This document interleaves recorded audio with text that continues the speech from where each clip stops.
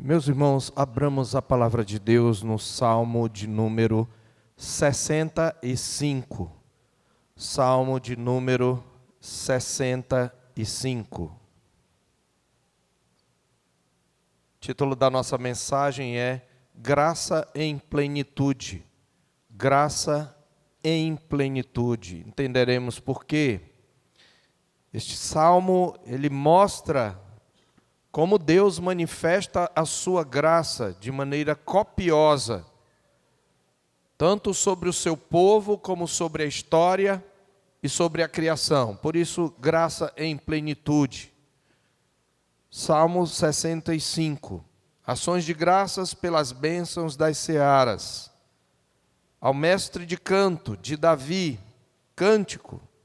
A ti, ó Deus, confiança e louvor em Sião, e a ti se pagará o voto. Ó tu que escutas a oração, a ti virão todos os homens, por causa de suas iniquidades. Se prevalecem as nossas transgressões, tu não-las perdoas. Bem-aventurado aquele a quem escolhes e aproximas de ti, para que assista nos teus átrios.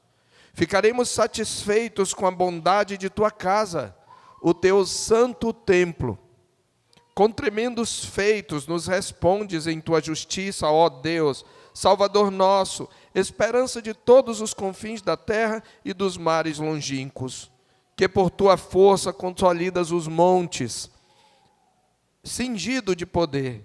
Que aplacas o rugir dos mares, o ruído das suas ondas e o tumulto das gentes. Os que habitam nos confins da terra temem os teus sinais. Os que vêm do oriente e do ocidente, tu os fazes exultar de júbilo. Tu visitas a terra e a regas. Tu a enriqueces copiosamente. Os ribeiros de Deus são abundantes de água. Preparas o cereal, porque para isso a dispões, regando-lhe os sulcos, aplanando-lhe as leivas. Tu a amoleces com chuviscos e lhe abençoas o ano da produção. Coroas o ano da tua bondade, as tuas pegadas destilam fartura, destilam sobre as pastagens do deserto, e de júbilo se revestem os outeiros. Os campos cobrem-se de rebanhos, e os vales vestem-se de espigas, exultam de alegria e cantam amém. Louvado seja o nome do Senhor. Nós vamos orar mais uma vez. Louvado seja o teu santo nome, Senhor, pela tua palavra que temos toda em nossas mãos, em nossa língua, de modo que possamos estudá-la e entendê-la. Ó Senhor, que não sejamos como a alma farta que pisa o favo de mel, mas que com sede e fome possamos ouvir a tua palavra, com avidez, conferindo, Senhor, com a tua palavra aquilo que está sendo dito e sendo nutridos por ela, para que saiamos daqui, ó Deus, com o coração jubiloso, refletindo, meditando sobre a plenitude da tua graça sobre nós e sobre toda a tua criação, que nos conclama, Senhor, que nos constrange a te louvar, a te exaltar, a te adorar e a proclamar as tuas maravilhas e confiar na tua santa providência. Nós te pedimos, fala conosco, mais uma vez, fala conosco, Senhor Deus, em nome de Jesus. Amém.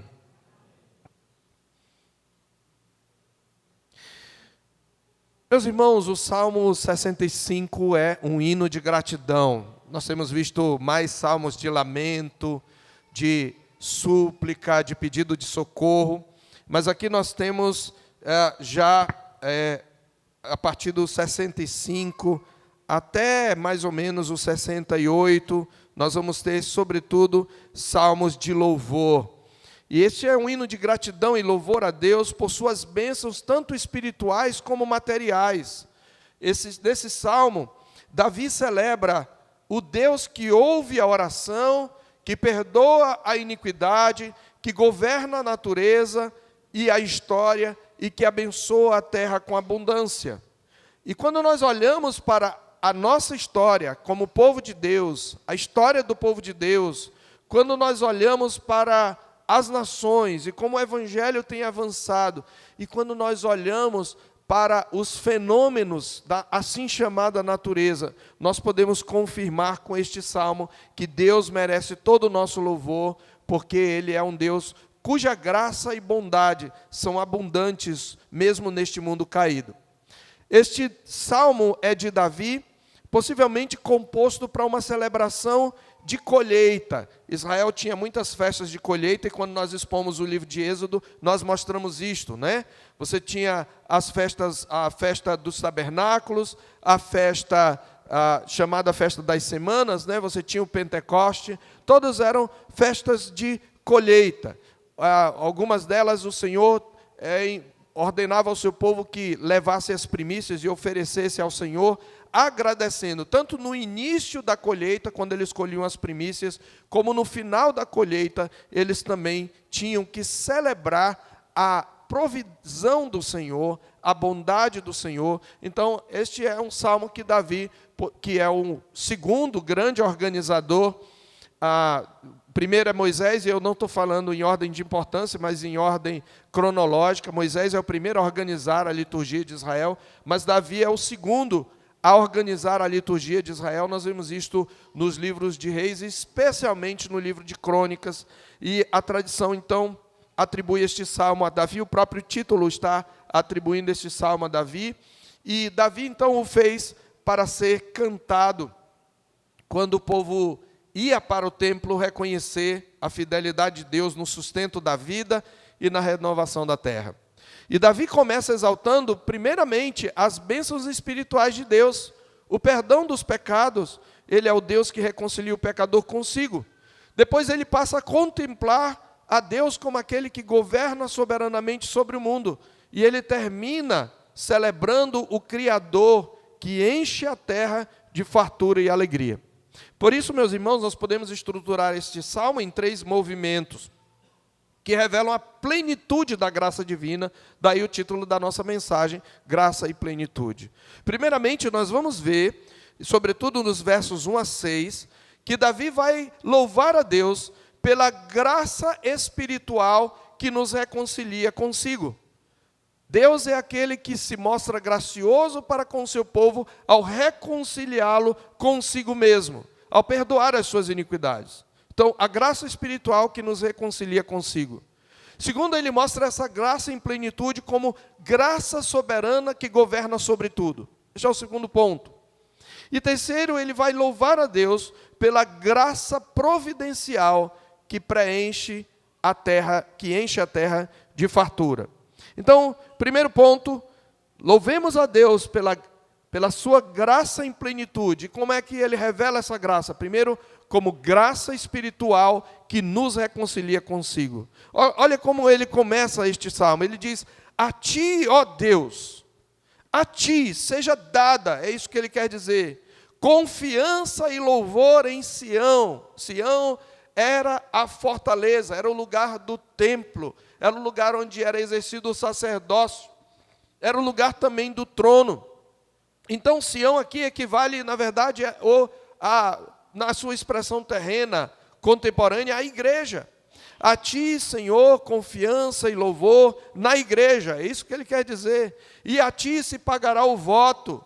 Que voto? Normalmente, quando um crente tinha algum tipo de súplica a fazer a Deus, pedindo por algum tipo de bênção que a pessoa precisava, ou o livramento de um perigo que temia, a pessoa muitas vezes fazia um voto a Deus. E o pagamento de votos não tinha nada a ver com os votos de hoje, os votos idólatras de andar de joelhos numa escadaria, ou carregar uma cruz por quilômetros, ou coisa desse tipo. O voto normalmente tinha votos como voto de consagração do nazireado, mas normalmente esse ato de pagar o voto tinha a ver com oferecimento de algum tipo de oferta, de sacrifício ou de oferta de manjares, em sinal da confiança. Um ponto importante aqui, irmãos, é que o crente da velha aliança frequentemente expressava sua gratidão ofertando algo a Deus, algo de suas posses, algo de sua produção. algo das conquistas que Deus lhe deu.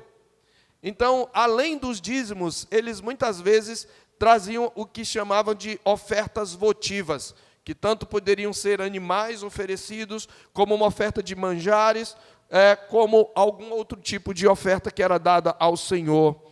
Então, ele começa dizendo isso: por que a ti confiança e louvor? Porque o Senhor é o Deus que ouve a oração. Aquele que vai pagar o seu voto, ele está reconhecendo que Deus ouviu sua oração. Uma das funções da oração, na verdade, é exercitar nossa dependência de Deus. Outra função da oração é exercitar nossa gratidão por causa do Deus que ouve a oração. E ele continua dizendo: se prevalecem as nossas iniquidades, tu nos perdoas.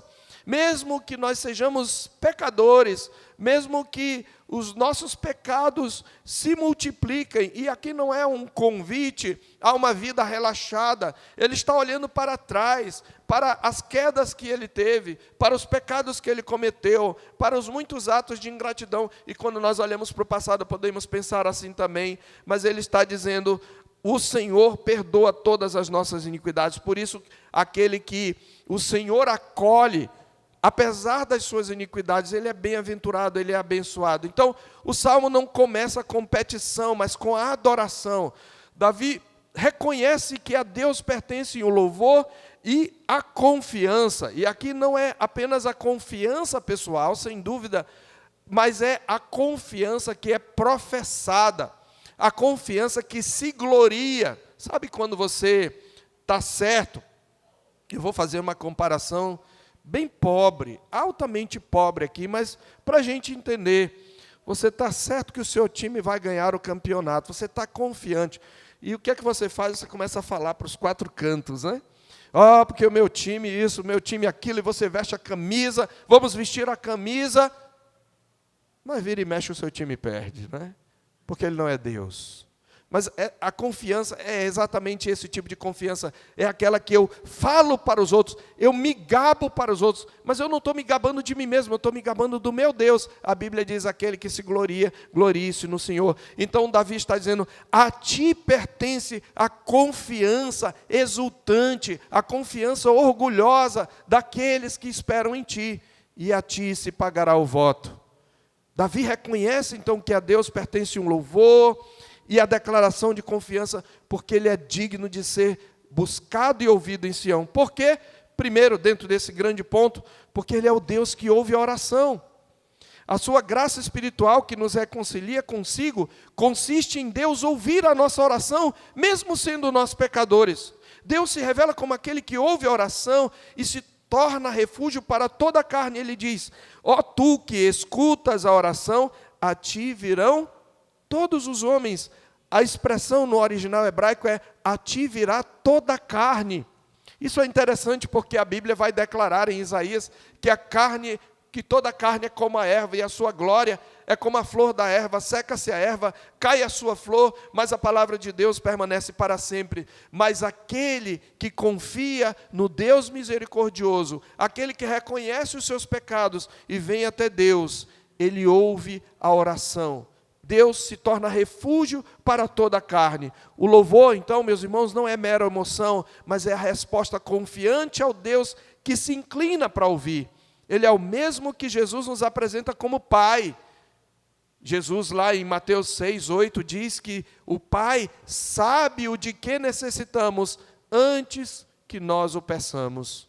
Esse é o Deus que ouve a oração. Mas essa plenitude de graça espiritual não se resume a Deus ouvir. Deus ouve a oração e, em segundo lugar, Deus perdoa o pecado, verso 3, por causa de suas iniquidades. Veja, os homens virão a ti, toda a carne virá a ti, por causa de suas iniquidades. O que se subentende aqui? Não é qualquer pessoa que vai a Deus que ele aceita. Ele está falando de pecadores que se reconhecem miseráveis, carecentes da misericórdia de Deus, e humildemente vêm a Ele. É isso que ele está dizendo. Os homens virão a ti, não para pedir favores materiais, não para barganhar, não para determinar, mas eles virão por causa das suas iniquidades, ou seja, eles reconhecerão que são pecadores, que merecem a tua ira, mas que só de ti eles podem esperar misericórdia. Esse é o objetivo desses homens que vão até Deus. Toda carne, todo aquele que se arrepende, nesse sentido o Senhor Jesus disse: todo aquele que o Pai me dá, esse virá a mim, e o que vem a mim, de maneira nenhuma o lançarei fora. Então, o salmista confessa, inclusive, prevalecem as nossas iniquidades. O se não está presente aí. Na verdade, ele está falando como um fato. Não é se prevalecem. Lá, na verdade, diz assim: prevalecem as nossas iniquidades, mas tu perdoas as nossas iniquidades. O pecado, meus irmãos, é força dominante, que o homem não consegue vencer sozinho, mas Deus, em sua graça, perdoa as transgressões. Aqui se encontra o coração do Evangelho, o perdão divino que reconcilia o pecador com o seu Criador. A graça que perdoa, portanto, é o fundamento de todo louvor verdadeiro. Todo louvor verdadeiro começa com a graça que perdoa. Porque é só mediante o perdão que podemos ter o acesso. E é por isso que no verso 4, ele vai mostrar que essa graça espiritual, ela consiste num Deus que aproxima e satisfaz aquele que dele, que o busca. Verso 4, bem-aventurado aquele a quem acolhes. Observe que toda a linguagem é de pessoas, pecadores se aproximando de Deus, possivelmente arrependidos pelos seus pecados, buscando dele o perdão. No contexto do Velho Testamento, realizando ofertas pelo pecado e pela culpa. Você lembra que ele está falando de Sião.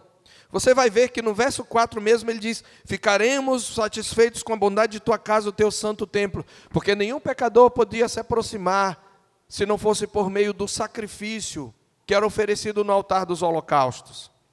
Então a imagem aqui é de pessoas que se aproximam no culto, mas que reconhecem que não merecem estar na presença de Deus.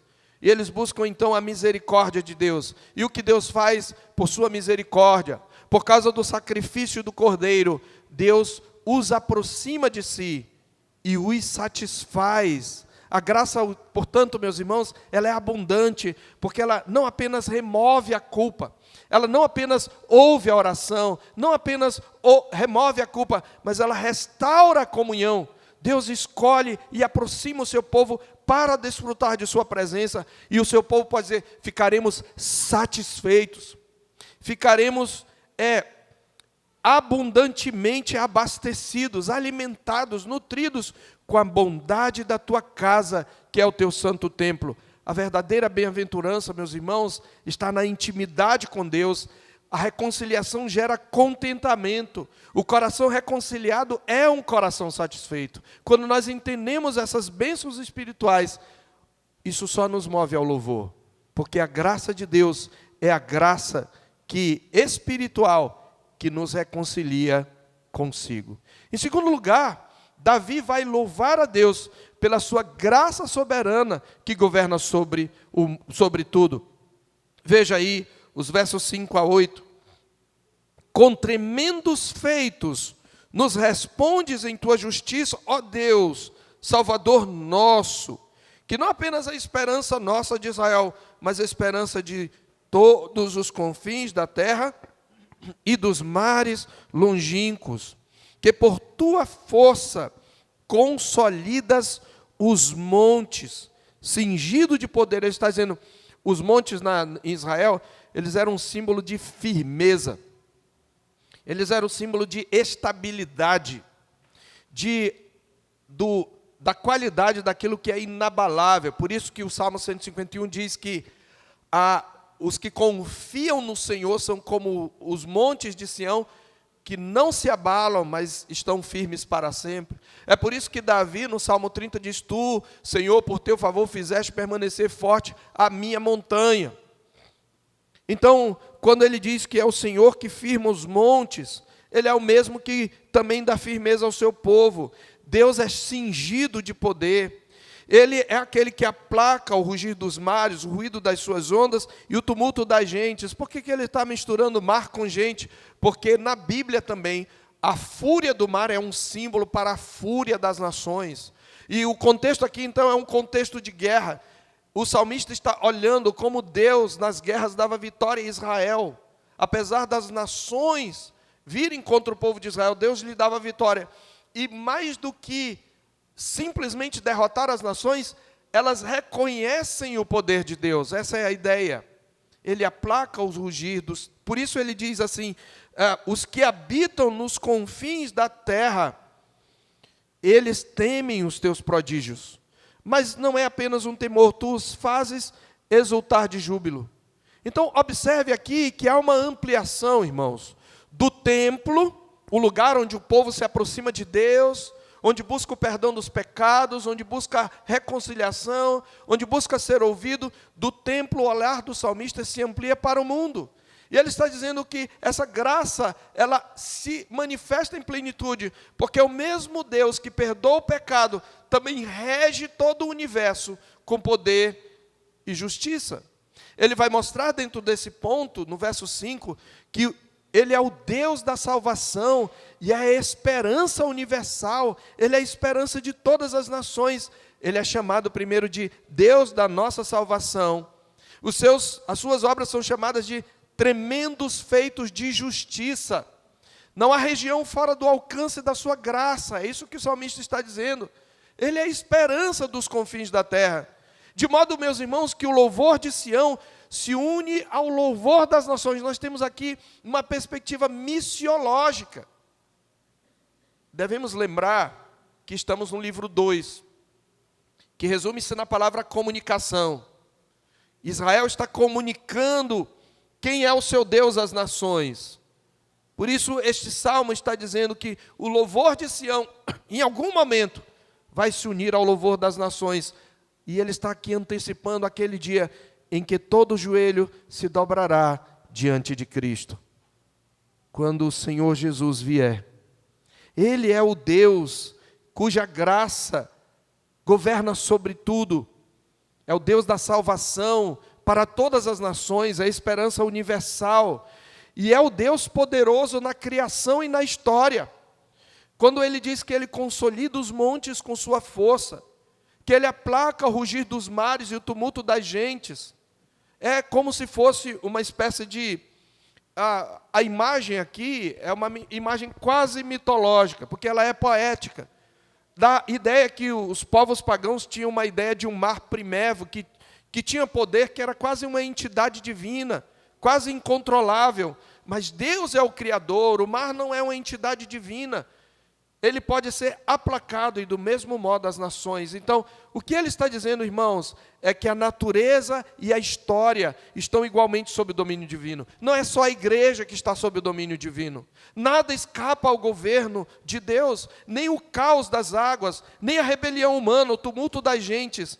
Então, o Salmo, ele está unindo para nós soberania cósmica e providência moral. Quando ele fala de Deus consolidando os montes, dominando a fúria do mar, e logo ele fala do tumulto da gente, ele está usando um por figura do outro. Ele está dizendo, não existe convulsão geopolítica, não existe revolução no mundo que escape ao controle de Deus. Como isso é maravilhoso, porque nós estamos num mundo em colapso, num país em colapso. E muitas vezes isso nos enche seja de indignação, seja de temor, seja de desespero, mas nós precisamos lembrar, Deus é poderoso na criação e na história. E é por isso que os seus feitos espalham temor e alegria. Verso 8. Os que habitam nos confins da terra temem os teus sinais ou os teus prodígios. O oriente e o ocidente, tu os fazes exultar de júbilo. No original é assim que está. O próprio Oriente e o Ocidente personificados. Os confins da terra temem os seus prodígios. Mas veja que esse temor é acompanhado de júbilo. Estão em paralelo temor e júbilo. Não é um temor que os leva a fugir, mas que os leva os leva a se maravilhar. Ele está dizendo literalmente que o nascer e o pôr do sol testemunham o governo de Deus como algo constante e glorioso. E o crente que contempla essa soberania, ele descansa. O mundo não está fora de controle, ele está nas mãos do Rei Eterno. E é então que, mostrando essa graça, plenitude, primeiro como graça espiritual que reconcilia o seu povo consigo, depois de mostrar e louvar a Deus pela graça soberana que governa sobre tudo, ele termina falando da graça providencial que enche a terra de fartura. Versos 9 a 13. Tu visitas a terra e a regas.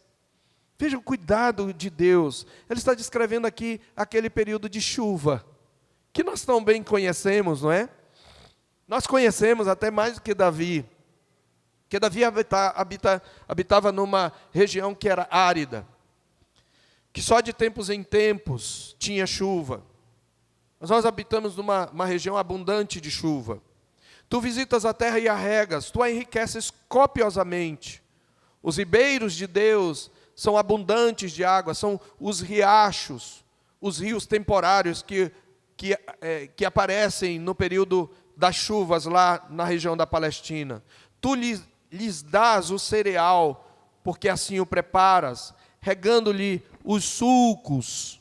O Senhor, por meio da sua providência, da sua chuva, o Senhor rega os sulcos e o Senhor aplana as leivas. As leivas eram pedaços de terra, muitas vezes com grama, ou torrões de terra que eram cortados para ser transplantados. E como aqueles que são usados em gramados, incluem a terra lavrada, uma gleba, um sulco aberto por arado, preparado. Ele está dizendo quando o agricultor, ele já percebia aproximar-se a chuva, então ele mexia na terra, e ele está dizendo, eu mexo na terra, mas o Senhor vai aplanar, o Senhor vai amolecer esses torrões, esses pedaços secos de terra, e o Senhor vai fertilizá-los. É isso que ele diz. Tu a amoleces com chuviscos, e lhe abençoas a produção, coroas o ano da tua bondade. E ele usa a figura, as tuas pegadas destilam fartura, destilam sobre as pastagens do deserto, e de júbilo. Ele está imaginando aqui, quando as plantas vão surgindo depois da chuva, como se de júbilo. Você já parou para contemplar um buriti depois do período de chuva?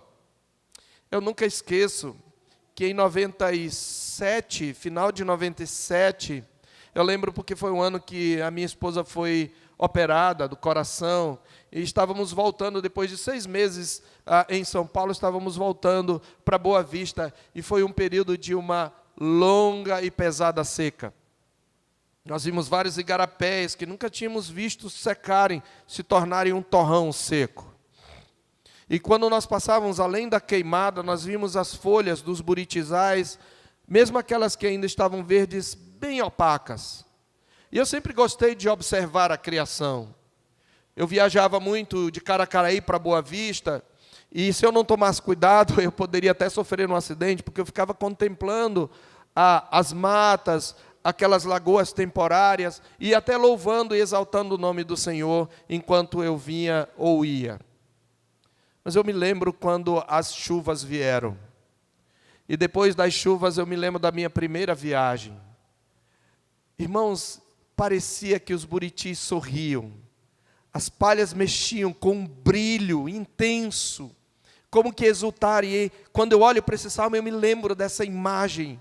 De júbilo se cingem os outeiros. Os outeiros são barrancos, as plantas surgem, aquele verde brilhante, farfalhando ao vento. É como a natureza ou a criação jubilando pela provisão do Senhor. Os passarinhos cantam, se multiplica o seu canto, os campos se cobrem de rebanho, e os vales se enchem de espigas, tudo exulta e canta de alegria. Quando você contemplar a criação, sobretudo depois de um tempo de chuva, lembre-se deste texto, e esse é um ótimo texto para você ler em voz alta enquanto contempla a criação. Ou seja, o cântico agora se torna uma contemplação da generosidade de Deus, não só sobre os homens, mas sobre os animais, sobre as plantas. O mesmo Deus que redime e governa é o Deus que bondosamente sustenta e alimenta a criação. Deus primeiro visita e prepara a terra, como vimos nos versos 9 e 10. O Senhor visita a terra e a rega. Isso é maravilhoso, porque esse verbo visitar, ele tem um peso teológico tremendo no Velho Testamento. Ele é o termo para indicar um ato de salvação de Deus. Quando diz que Zacarias, no seu cântico, ele fala: graças à entranhável misericórdia de Deus, pela qual nos visitará o sol nascente nas alturas. Ou quando algumas vezes Jesus fazia milagres, às vezes o povo dizia: Deus visitou o seu povo. Então, visitação é um termo teológico, soteriológico, isto é, se refere à salvação. Tem a visitação para juízo também, mas ele visita o seu povo. Então, quando ele diz: o Senhor visita a terra, sabe o que quer dizer? Quando Deus renova o ciclo da vida na terra, Ele está indicando para nós que esta terra, que está condenada à destruição, também provará do seu ato redentor. Pois a palavra de Deus diz que a criação aguarda com ansiedade a revelação dos filhos de Deus, que ela geme e suporta angústia, na esperança de que a própria criação será redimida do cativeiro da corrupção para a liberdade da glória dos filhos de Deus. A obra de Jesus não foi apenas para salvar os homens, Ele fez a obra para salvar toda a criação. Então, cada visitação de Deus, quando o salmista diz: tu visitas, ele não está falando apenas da providência criacional, ele está dizendo que aquilo é um prelúdio da providência redentiva de Deus sobre toda a criação. Cada chuva, irmãos, cada colheita, cada safra, são expressões visíveis da graça invisível de Deus. É o Deus que visita e prepara, é o Deus que coroa o ano com bondade, verso 11, coroas o ano da tua bondade. A imagem é de um ciclo encerrado pela generosidade divina. Irmãos, isso deve nos levar a louvar a Deus, a adorá-lo, a sermos gratos a Ele. O povo reconhece que o fruto do trabalho é dom, não é mérito, não é conquista, graça e não acaso. O caminho de Deus deixa pegadas que destilam fartura, um testemunho da sua bondade que renova a terra. Então, dentro desse terceiro ponto, ele mostra essa graça providencial que enche a terra de fartura. Como ele faz isso? Primeiro ele visita a terra e a prepara. Depois ele coroa o ano com bondade. Depois ele enche a criação de alegria. Nos versos 12 e 13, destilam sobre as pastagens do deserto e de júbilo. Observe as palavras que estão dentro do campo semântico da alegria. De júbilo se revestem os outeiros, e os vales vestem-se de espigas, exultam de alegria e cantam. Ou seja, o que ele está dizendo é que a criação se torna um coro de louvor ao Criador. Assim termina o Salmo. O louvor começou em Sião. O louvor começou na igreja, no dia do Senhor, no templo. Mas ele vai se espalhar até os confins da terra, e toda a criação vai se juntar a esse coro de redenção. Esse salmo é profundamente escatológico, meus irmãos. Você sabe, eu preciso sempre explicar para quem ainda não pegou ou nunca ouviu.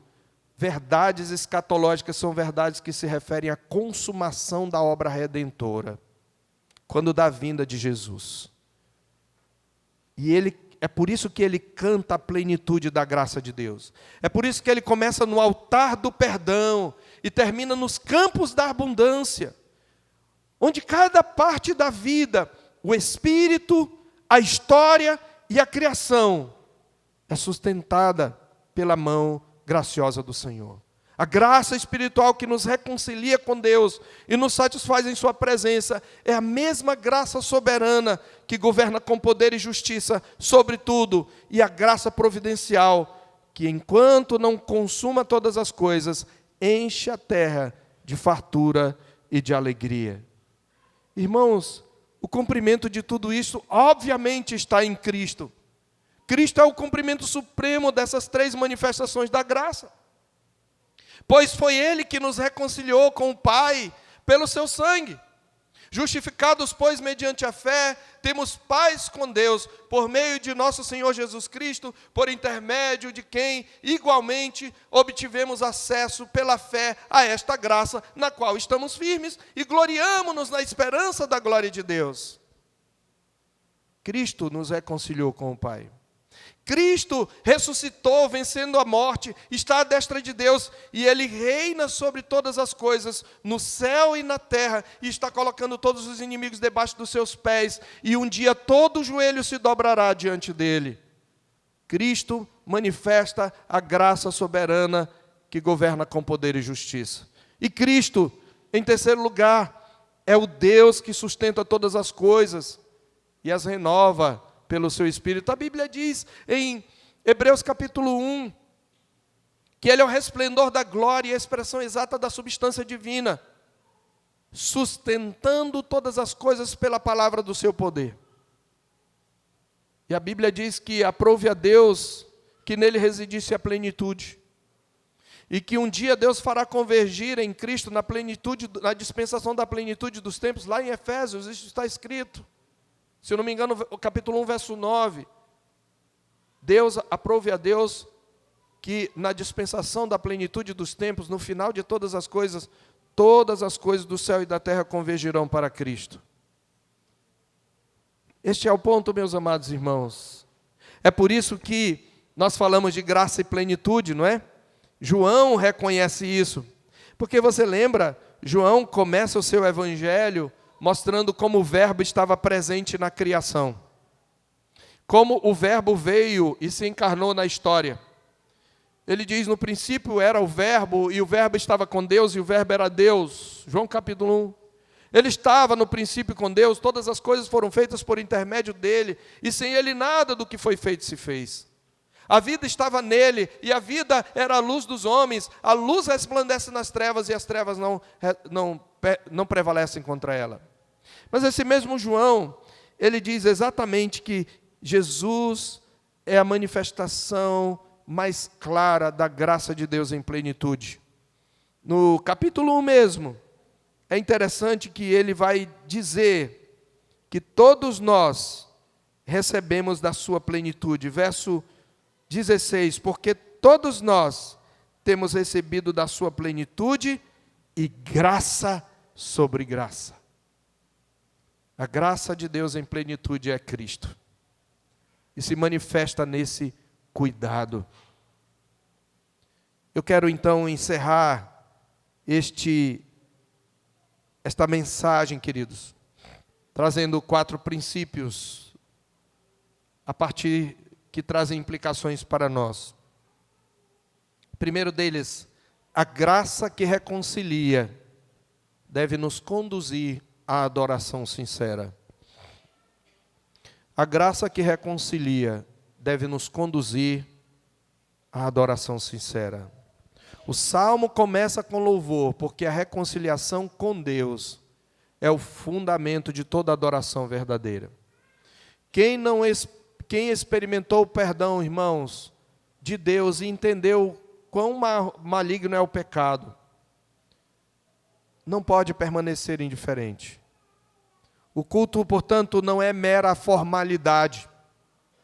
E a liturgia é importante para nos guiar e nos lembrar do que estamos fazendo, porque o culto é a resposta grata ao Deus que perdoa e aproxima. É por isso que no culto nós temos um momento suplicando a misericórdia do Rei, ou poderia ter outra fase, momento de contrição e confissão. Ou como lá na primeira igreja a liturgia diz, reconhecendo o nosso pecado. Mas o ponto é que o culto é uma resposta grata do pecador que ia para o inferno, que estava em maldição, que estava sendo corroído pelo pecado e foi reconciliado por Deus, com Deus por meio de Cristo. Então, a igreja deve manter o coração purificado e o culto centrado em Deus e em Cristo, lembrando que nenhuma liturgia tem sentido sem a reconciliação operada pela graça. Portanto, meus irmãos, o princípio aqui é que a verdadeira adoração nasce de um coração reconciliado com Deus. Se você não for reconciliado com Deus, sua adoração é falsa. Portanto, examine se o seu louvor procede de gratidão ou da rotina. Aproxime-se de Deus sempre com arrependimento e fé. Segundo lugar, a graça que governa nos chama a confiança em meio ao caos. Não só a adoração, mas a graça que governa nos chama a confiança em meio ao caos. O Deus que aplaca o rugir dos mares e o tumulto das gentes, continua reinando, irmãos. E nós precisamos repetir isso domingo após domingo e a nossa mente dia após dia, porque nós vivemos dias em que as ondas do mundo parecem indomáveis, crises, conflitos, instabilidade, tirania, mas o Senhor ainda está no trono. Nós precisamos confiar nisso, nós precisamos trazer isso à nossa mente para não nos desesperarmos, para não sermos consumidos pela nossa ira. A soberania divina não é motivo de medo, mas de descanso. A fé amadurecida se firma não nas circunstâncias, mas no caráter de Deus. Qual é o princípio aqui? A graça de Deus é a âncora da nossa confiança. Portanto, quando o mundo parecer fora de controle, lembre-se de que o mesmo Deus que controla os mares governa a história e sustenta a vida. Terceiro, a graça que provê deve nos inspirar ao contentamento e à gratidão. A graça que provê deve nos inspirar ao contentamento e à gratidão. Você viu que o Salmo termina com a terra coroada de bondade e os campos cantando de alegria. Toda a colheita, todo o fruto, toda a provisão. Eu não sei se as crianças já exercitaram isso ou se os pais ensinam vocês. Quando você chupa uma manga, quem pôs sabor na manga? Quando vocês tomam água de coco, vocês já pararam para pensar, quem pôs essa água tão gostosa dentro do coco? Foi Deus. Você agradece a Deus? Ou quando tem um prato de comida que a mamãe coloca tão gostoso, toda a provisão é um testemunho da generosidade divina. Então essa graça providencial nos ensina a reconhecer que tudo que temos vem das mãos de Deus e que a gratidão deve ser uma disciplina diária. O crente maduro não adora a Deus apenas nas bonanças, mas também nos desertos, porque vê sua bondade o tempo todo. O princípio aqui é este: a provisão de Deus é motivo para uma vida de gratidão constante. Portanto, desenvolva o hábito de agradecer mais do que pedir. Veja na criação e nas pequenas bênçãos diárias o reflexo da fidelidade de Deus. Mas não concentre sua esperança apenas nessa vida. Veja nesses cuidados de Deus um prelúdio para a nova criação. De modo que o seu coração não se apegue a este mundo, mas deseje o céu. Por último, a graça que plenifica o mundo deve ser proclamada. A graça que plenifica o mundo deve ser proclamada. O louvor que começa em Sião, lembra? Se estende até os confins da terra. A graça de Deus é expansiva e missionária, irmãos. Se Ele é o Deus que ouve, perdoa e governa e sustenta, então o povo de Deus deve anunciar essa graça aos povos. Nós, como igreja, somos chamados a viver e proclamar a boa nova de um Deus que reconcilia pecadores, que reina soberano e que supre com generosidade.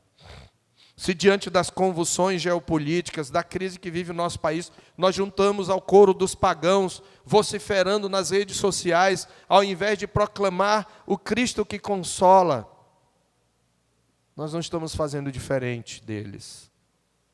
A graça experimentada deve se tornar graça proclamada. Portanto, proclame a bondade de Deus por meio do Evangelho e proclame em palavras e ações, seja testemunha viva da plenitude da graça. Esses 4 princípios, meus irmãos, nos convidam a uma espiritualidade equilibrada. Devemos adorar a Deus por sua graça espiritual. Devemos confiar na sua graça soberana. Devemos agradecer por sua graça providencial. E devemos agradecer por sua graça que se torna universal por meio de Cristo. Irmãos, é maravilhoso como a Bíblia termina, porque é exatamente Cristo que manifesta a plenitude da graça. E toda a criação louvará o nosso Cristo. Em Apocalipse capítulo 5, o texto com o qual eu quero terminar. Quando João viu uma história em crise, e o livro da história estava selado com 7 selos, ele começa a chorar, porque se pergunta quem é digno de abrir o livro e de lhe desatar os selos. Ninguém, nem no céu, nem na terra, nem debaixo da terra, verso 3, podia abrir o livro, nem mesmo orar para ele. Por que João chora? Porque ele vê uma história em crise. João escreve num tempo de perseguição, quando tinha um tirano perseguindo a igreja. E ele está chorando, porque abrir o livro, desatar os selos, equivale a intervir nessa história em convulsão. Mas diz a palavra de Deus que enquanto João chorava, um dos anciãos disse para ele: não chores, tem alguém digno.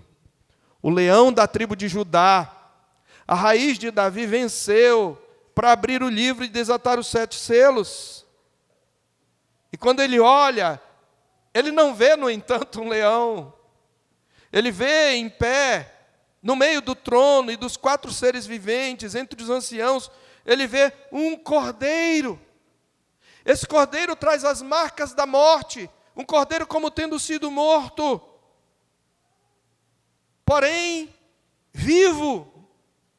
Ele tinha 7 chifres, 7 olhos, que são os 7 Espíritos de Deus. Ele vem e toma, ele consegue, ele é o único a quem o Senhor, o Pai, pode entregar. Ele é o único que tem autoridade, e é da sua própria autoridade que ele toma o livro, não à força, mas voluntariamente da parte do Pai, ele toma do Pai o livro. E diz a Bíblia que quando ele toma o livro, isto significa ele vai intervir na história, ele vai mudar a história. E diz que quando ele faz isto, os 4 seres viventes e os 24 anciãos, os 24 anciãos são uma simbologia para Israel e igreja, igreja da velha aliança, igreja da nova aliança, as 12 tribos de Israel, os 12 apóstolos, cada um deles representando os redimidos, tendo harpas e taças de ouro cheias de incenso, que são as orações dos santos. A ti se pagará o voto. Entoava um novo cântico dizendo: digno és de tomar o livro e de abrir-lhe os selos, porque foste morto e com teu sangue compraste para Deus os que procedem de toda a tribo, povo, língua e nação, e para o nosso Deus os constituíste reino e sacerdotes, e reinarão sobre a terra. Por enquanto, essa é a graça cantada pela igreja de todas as nações, mas no verso 11, ao coro da igreja se unem outras criaturas, criaturas celestiais. Vi e ouvi uma voz de muitos anjos ao redor do trono, dos seres viventes e dos anciãos, cujo número era de milhões, e milhares de milhares, proclamando, se unindo ao coro da igreja, dizendo: digno é o cordeiro que foi morto de receber o poder, e riqueza, e sabedoria, e força, e honra, e glória, e louvor. Mas não é suficiente, porque essa é a graça em plenitude. O cordeiro manifesta graça em plenitude. Ele veio para redimir a terra, essa terra que Deus ordena que seja regada. Ele está anunciando: um dia eu vou redimir essa terra. E aqui está, veja o que diz no verso 13, que aos anjos, que aos homens e mulheres redimidos, se junta toda a criação. Diz que ouvi que toda criatura que há no céu e sobre a terra, debaixo da terra e sobre o mar, e tudo o que há neles, estava dizendo àquele que estava sentado no trono e ao Cordeiro seja o louvor, e a honra, e a glória, e o domínio pelos séculos dos séculos. Toda a criação jubilando. Quando você vira os passarinhos cantando, as árvores farfalhando, os rios correndo caudalosos, os peixes pulando numa piracema, lembre-se, é um prelúdio para aquele dia, quando toda a criação vai dizer: digno é o Cordeiro, celebrando a graça em plenitude.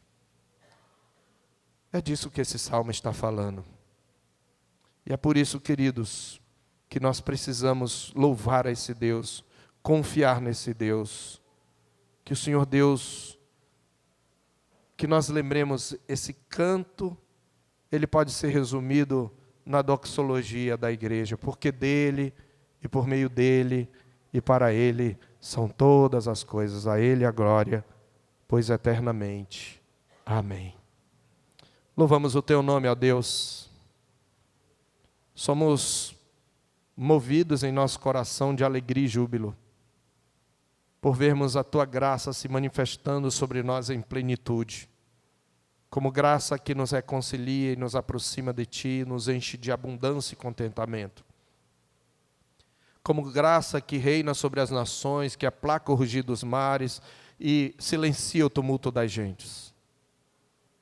E como graça que coroa toda a terra da tua bondade, cuidando dela enquanto o Senhor Jesus não vem.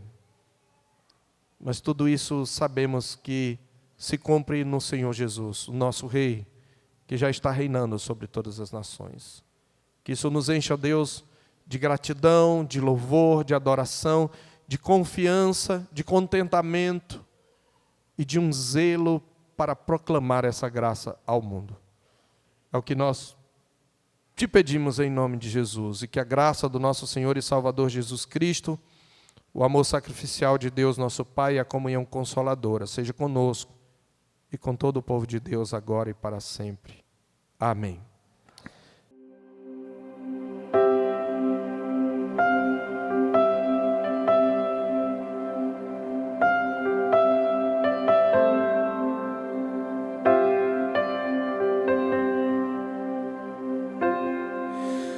Tu és bem-vindo aqui.